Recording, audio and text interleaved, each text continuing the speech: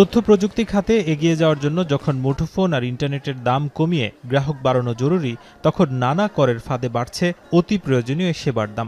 এতে বিরূপ প্রভাব পড়েছে এ খাতে। বাংলাদেশ টেলিযোগাযোগ নিয়ন্ত্রণ কমিশন বিটিআরসির তথ্য মতে গত বছরের জুনেও দেশে মোবাইল ইন্টারনেট ব্যবহারকারী ছিল 12,91,00,000 লাখ। সবশেষ নভেম্বরে এসে যা দাঁড়িয়েছে 11,90,00,000 অর্থাৎ 6 মাসে মোবাইলে ইন্টারনেট গ্রাহক কমেছে প্রায় 1 কোটি। তার মধ্যে আবারও বাড়ল মুঠোফোনে কথা আর ইন্টারনেটের দাম। অপারেটররা যখন গ্রাহক ধরে রাখার চ্যালেঞ্জে, তখন মোবাইল সেবায় সম্পূরক শুল্ক 20% থেকে বাড়িয়ে 23% করেছে এনবিআর। এতে সম্পূরক শুল্ক, ভ্যাট ও সারচার্জ মিলিয়ে মোট 39% কর আরোপিত হয়েছে। আরও 3% বৃদ্ধিতে তা 42% উন্নীত হয়েছে। সব মিলিয়ে 100 টাকায় সরকার পাবে 56 টাকা 30 পয়সা, জানিয়ে ক্ষুব্ধ গ্রাহক ও অপারেটররা। অপারেটররা বলছে, দিনকে দিন যখন গ্রাহক কমছে, তখন এই সিদ্ধান্তে বিরূপ প্রভাব পড়বে সম্ভাবনাময় এ খাতে। বাজেটের এত আগেই এ সিদ্ধান্ত ব্যতিক্রম বলে মনে করেন তারা। এটা খুবই সারপ্রাইজিং আমাদের জন্য, বিশেষ করে মাত্র লাস্ট বাজেটেই একটা এক্সট্রা ইম্পোজ হয়েছে।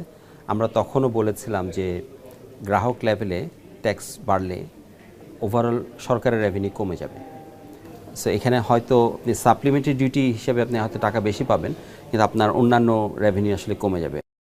জিডিপিতে ইম্প্যাক্ট হয়, কারণ যদি মানুষ ইন্টারনেট ইউজ করে, বেশি কানেক্টিভিটি বেশি হয়, তাহলে কিন্তু অফকোর্স আপনার জিডিপি ইনক্রিজ করে, কারণ সে প্রোডাক্টিভিটি বাড়ে। কিন্তু যেটা দেখা যাচ্ছে যে শর্ট টার্মটাই সরকার বেশি দেখছে যে তাড়াতাড়ি ট্যাক্স কিভাবে নেওয়া যায়। লং টার্মে কিন্তু খারাপ হবে কি, মানুষ আরো ইন্টারনেট কম ইউজ করবে, কারণ মানুষ তো এখন খরচ কমাই দিবে।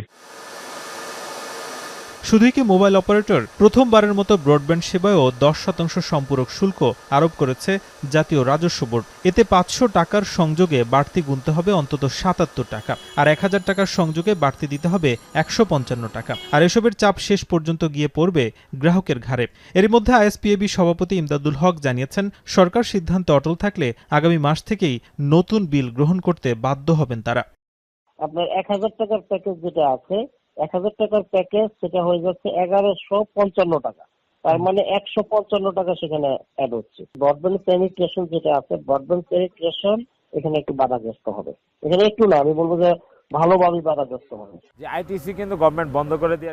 বাংলাদেশ মুঠোফোন গ্রাহক অ্যাসোসিয়েশনের সভাপতি মহিউদ্দিন আহমেদ বলেন, গ্রাহক বৃদ্ধির দিকে নজর না দিয়ে শুধুমাত্র 1000 কোটি টাকা ট্যাক্স আদায় বিফলে যেতে পারে সরকারের জন্য। তাই বিষয়টি নিয়ে আবারও ভাবার জন্য অনুরোধ তার। ব্যাক এন্ডে আমি কিন্তু